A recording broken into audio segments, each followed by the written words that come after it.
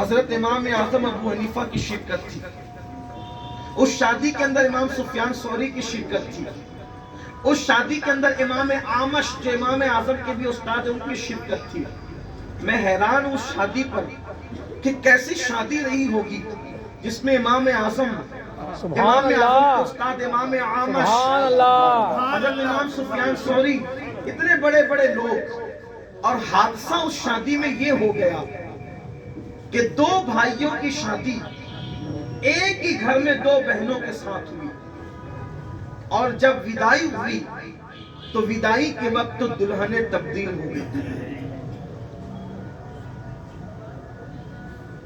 بڑا خاندان رہا ہوگا، نیک لوگ بھی رہے ہوں گے، متقی لوگ بھی رہے ہوں گے، کتنے بڑے بڑے لوگ اس میں شریک تھے، لیکن دو بھائیوں کا ایک ہی گھر میں رشتہ ہوا، دو بہنوں کے ساتھ، ایک کا ایک کے ساتھ، ایک کا ایک کے ساتھ۔ وداعی کے وقت تو دلہنیں تبدیل ہو گئی، اس کی دلہن اس کے ساتھ چلی گئی، اس کی دلہن اس کے ساتھ چلی گئی۔ صبح کو یہ سارے بزرگ ولیمے میں حاضر ہوئے تو کانا پھوسیاں ہونے لگی، دلہن بدل گئی، کیا کریں؟ امام اعمش استاد تھے، امام سفیان ثوری بھی سینئر تھے، ان کے پاس معاملہ رکھا گیا تو کہا کہ دیکھو غلطی سے ایسا ہو گیا کہ ایک کی بیوی ادھر اور اس کی بیوی ادھر چلی گئی، کوئی بات نہیں، غلطی سے ایسا ہوا، اب جس کی بیوی دوسرے کے پاس گئی تھی واپس کر دی جائے، اس کی بیوی اس کو دے دی جائے، اس کی بیوی اس کو دے دی جائے، جس کی جو بیوی تھی اس کو دے دی جائے۔ لیکن میرے امام الائمہ، سراج الامہ، کاشف الغمہ، سیدنا نعمان بن ثابت امام اعظم ابو حنیفہ، ہم کروڑوں حنفیوں کے امام، ہمارے امام اعظم کی شان بھی کیا ہے؟ سبحان اللہ۔ ہمارے امام اعظم کی شان بھی کیا ہے؟ امام اعظم کی شان لوگوں کو کیا پتا؟ امام اعظم کی شان سمجھنے تو اتنا سمجھ لو کہ سرکار غوث پاک فرماتے ہیں کہ اگر میرے دور میں داتا علی حجوری حیات ہوتے تو میں انہی کا مرید ہو جاتا، اگر میرے دور میں داتا علی حجوری حیات ہوتے تو میں انہی کا مرید ہوتا، کیونکہ داتا صاحب اللہ کے شیروں میں سے ایک شیر ہے۔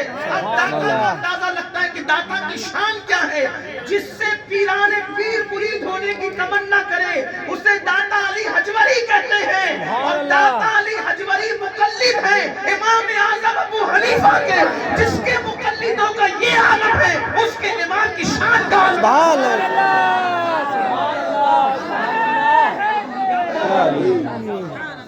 امام اعظم کی شان کا عالم کیا ہے؟ بلکہ داتا صاحب کشف المعجوب میں خود لکھتے ہیں، داتا صاحب کشف المعجوب میں جس کا مفہوم یہ ہے، فرماتے ہیں کہ میں نے خواب میں اپنے نبی کو دیکھا، اپنے نانا کو دیکھا، سید الانبیاء کو دیکھا، غوث پاک بھی حسنی سید ہے اور سیدنا داتا علی حجوری بھی حسنی سید ہے، دونوں حسنی سادات ہیں، اور غوث پاک کے سینئر ہے داتا صاحب۔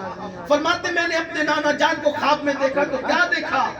ایک ضعیف آدمی کو حضور اپنی گود میں اپنے سہارے سے چلا کر کے لا رہے ہیں، ایک ضعیف آدمی کو اپنی گود میں سہارا دے کر چلا کر کے لا رہے ہیں۔ میں نے پوچھا نانا جان یہ کون ہے؟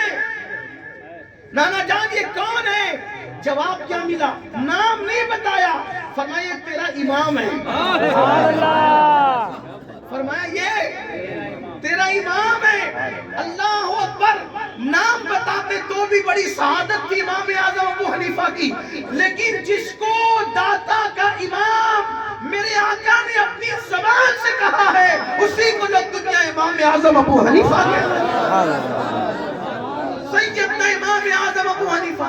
تو داتا صاحب اس خواب کی تعبیر اب خود بیان کرتے ہیں، فرمایا میرے آقا نعمان بن ثابت امام اعظم کو چلا رہے ہیں تو جو خود چلے اس سے غلطی کا امکان ہو سکتا ہے، جس کو مصطفیٰ جان رحمت پکڑ کر چلائیں اس سے غلطی کا اللہ اکبر، یہ امام اعظم بولی ہے۔ اسی لیے سب سے زیادہ صحیح مسلک اگر کسی کا ہے، سارے صحیح ہیں، لیکن سب سے زیادہ اصح جس کا مسلک ہونے کا جو معاملہ ہے وہ ہمارے امام اعظم ابو حنیفہ، سبحان اللہ۔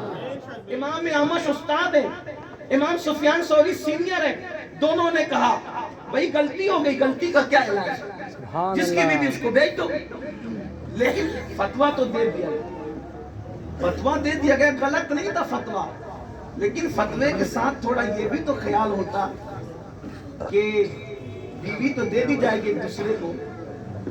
حیا کے پردے میں ایک بات کہنا چاہتا ہوں، ایک ہی گھر میں دو بھائیوں کو رہنا ہے، زندگی بھر بھی رہنا ہو سکتا ہے.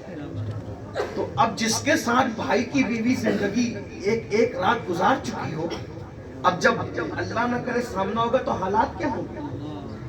فتویٰ کوئی غلط تو تھا نہیں.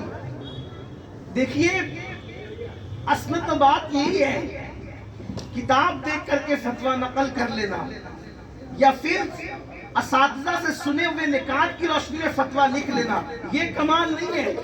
نفس مسئلہ سمجھنا کہ سارے راستے فتنوں کے بند ہو جائیں، یہ اصل معاملہ ہے. اور یاد رکھنا علم سب کو مل جاتا ہے، لیکن فیضان علم سب کو نصیب نہیں ہوتا. علم کے ساتھ فیضان علم تو ان کو نصیب ہوتا ہے جس پر مصطفیٰ جان رحمت کا خصوصی کرم ہوتا. فیضان علم سب کو نصیب نہیں ہوتا، فیضان علم انہیں کو نصیب ہوتا. اس لیے علم والے بہت ہیں، لیکن جن کو فیضان علم نصیب ہوا ہے وہ بہت نہیں ہے. اور جو ہے پھر انہوں نے علوم کے دریا بہائے ہیں، سبحان جو اللہ. ہے انہوں نے علوم کے. اور میں مولانا رضا رسول کے لیے یہی دعا کرتا ہوں کہ اللہ نے علم کے ساتھ فیضان علم بھی عطا فرمائے. اور میرا یقین ہے انشاءاللہ کہ فیضان علم ضرور نصیب ہوگا. اس کی وجہ یہ ہے کہ آگوش ولایت میں پرورش پانے والی شخصیت کی گود میں اللہ نے ان کو پرورش حاصل کرنے کا شرف عطا فرمایا.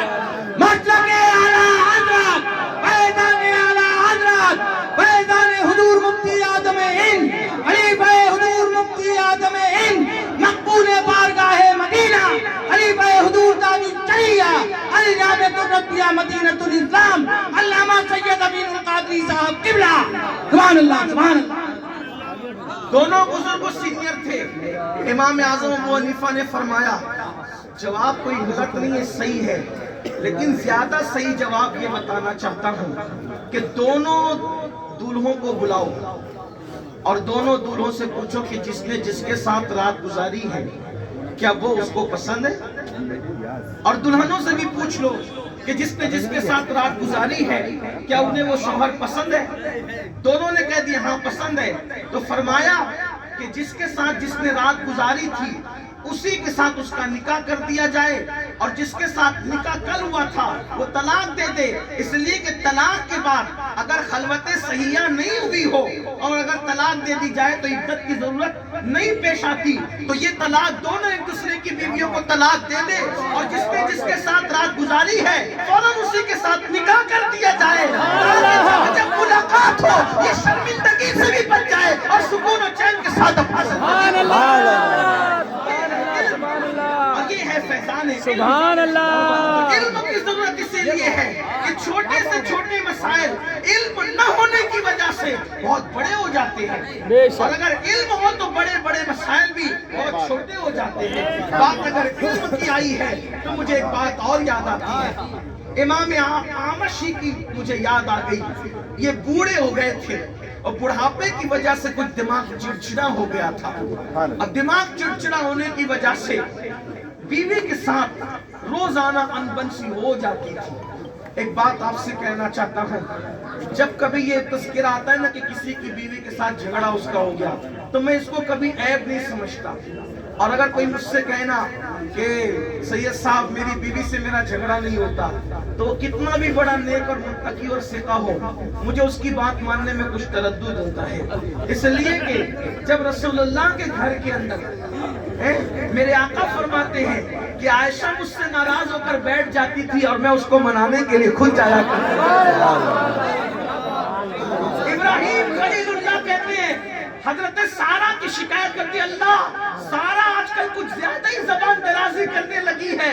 تو اللہ نے فرمایا میرے خلیل میں نے عورت کو ٹیڑھی پسلی سے پیدا کیا ہے، ٹیڑھی کے ساتھ اس میں خوب नबी के साथ निकाह कर लो, उसको सीधी करने की कोशिश मत करो। नबी के घर में भी ऐसा मामला है, हमारी तालीम के लिए झगड़ा होता रहता है, होगा झगड़ा। और जिस इज़्दिवाजी जिंदगी के अंदर झगड़े की लज्जत न हो, फिर उसमें मजा क्या है? अगर घर में झगड़ा ना हो तो वो ऐसी जिंदगी है जैसे खाना बगैर नमक का। नमक लोगों को अच्छा नहीं लगता, लेकिन एक मिकदार में उसे डालना जरूर पड़ता है, तभी खाना लजीज होता है। अल्लाह हू अकबर। इसी तरीके से मियां बीवी